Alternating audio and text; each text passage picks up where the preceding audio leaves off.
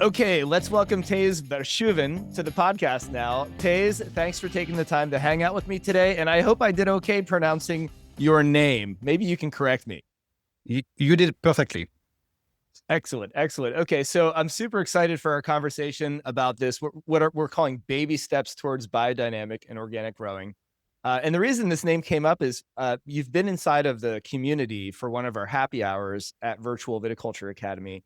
And at the end of hanging out with the growers for about an hour and chatting, you said this term that really struck with me. You said baby steps. You know, everyone's saying, well, what can we do to get started with some of these practices? And you said baby steps. It's just one thing at a time. Don't get overwhelmed. And so that's kind of the theme today. You know, if a grower's listening and they're interested in organic or biodynamic practices, or just anything you're doing in general towards sustainable or regenerative viticulture at Hermann J. Wiemer, then we want to make sure that we're giving them exactly that. So you'll hear that as the theme throughout the different segments today. But Taze, before we get started, I'd love for you to just talk to the listener a little bit about how you got started in wine and grapes. Talk a little bit about Hermann J. Wiemer and where you located and all of that. All right. So obviously my name is Dutch. So born in Netherlands. My parents own a restaurant in Netherlands, but they decided to move to France.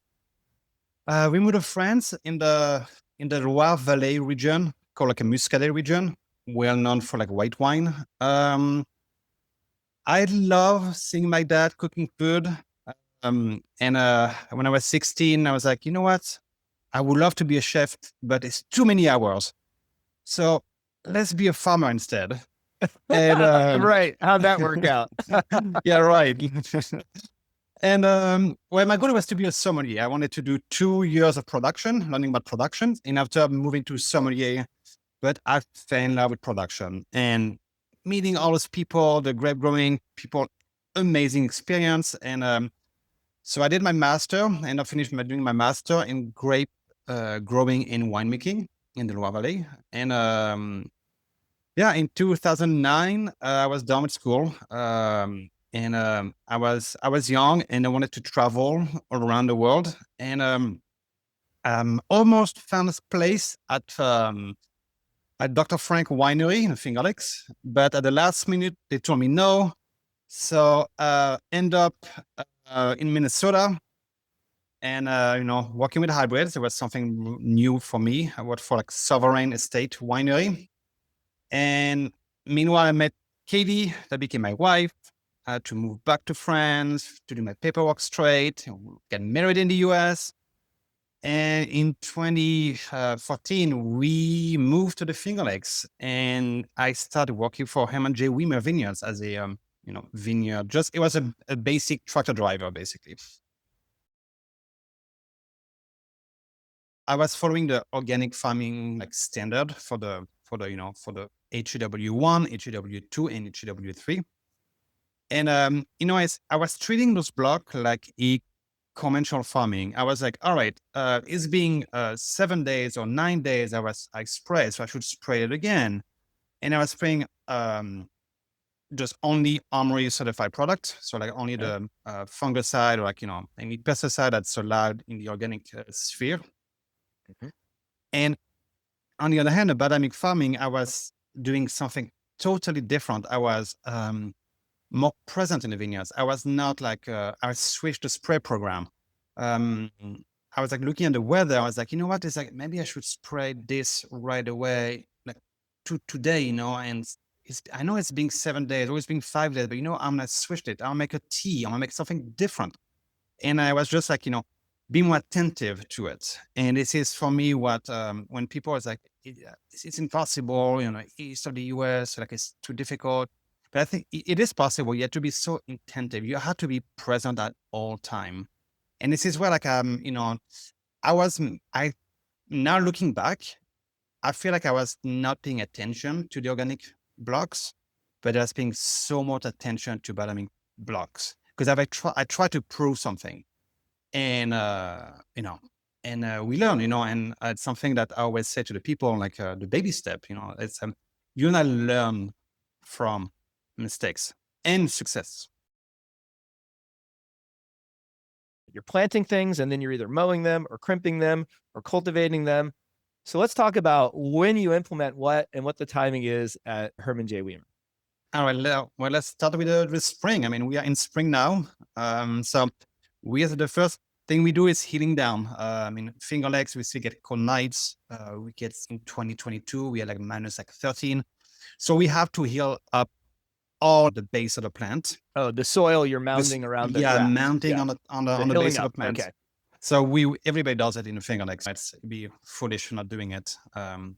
We have enough data of like cold nights that people did not do it and get damaged. So this is cultivation. You need to actually move the soil with a plowboard and pile it up on the graft. Okay. That's right.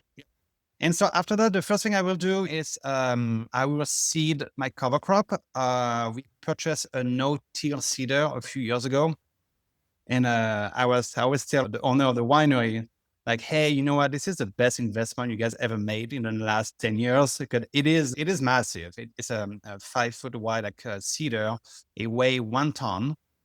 And but it is just like, you can adjust the depth like your cover crop that you're putting in. But it is perfect. I have 2 trays. I have one for like bigger seeds. I have one for smaller seeds. So our cover crop program in the vineyards will depend of like what type of soil I have or like what I'm looking into. But in general, it's a blend of clover. So we have crimson clover, I have red clover, I have yellow sweet clover, and I have cowpea or black eyed pea. Some growers use like that different name. And I use some alfalfa. So that's for our main vineyards. There's one block I used to use buckwheat or daikon radishes. But the main thing again is just a clover mix. The rate, it is not what Cornell will say. I triple the amount. I'm like, 18 pound to like 20 pound per acre of cover crop on each seed. So in the springtime, kind of like in June, there's a blanket of, clover, just clover. It's just a blanket of it. And so I started doing this like 5 years ago. When I decided to start doing this transition to like organic / biodynamic farming, we did a soil analysis. Organic matter was like 1.7%. Okay. And now last year we went up to 6.3%, which is great. Like if you look at it, it's a great number, but the problem now we are dealing with weed competition, like weeds pushing very fast. So it's sure that it's still like a healthy soil. So for me, this is it's a good indicator that the soil is healthy. That's a huge jump. That's a big jump. It's a huge jump. It takes time, when we talk about baby, it took like, to be to this point, like 7 years to get to this number, Yeah, but that's like almost like 1% a year. Yeah, it is. It is. I mean, there was fluctuation, because there was like depend on the, when the sample was done with the rain that washed out or not. So like there's a lot of like fluctuation, but yeah, it took us 7 years to get it to that point. What would be the baby step for growers to take related to converting or adopting some of these practices for either biodynamic or organic floor management? If they're not doing these things currently, let's say they're just cultivating underneath their vine rows or they're not using cover crops, what's the first thing they can try to do? The first thing is get an analysis of your soil. You need to know what's in it. Like you need to know what's in it. And there's so many local that can help you with this. And I like to do also is like digging with an excavator to look at the different horizons, how healthy, if it's like heavy clay or like light clay, fluffy, sandy, lime. You just to see what your soil is. You cannot grow something if you don't know what's under it. And because some people will just say, oh, you know what? I spray nitrogen, potassium, phosphorus on a canopy in the summertime, but actually maybe you don't need it. Maybe you can just do like a simple correction in your soil in the springtime. And it's cheaper too. So for me, first step, you need to know what's in your soil. What type of soil do you have? What nutrients do you have? What do you need? What your soil needs?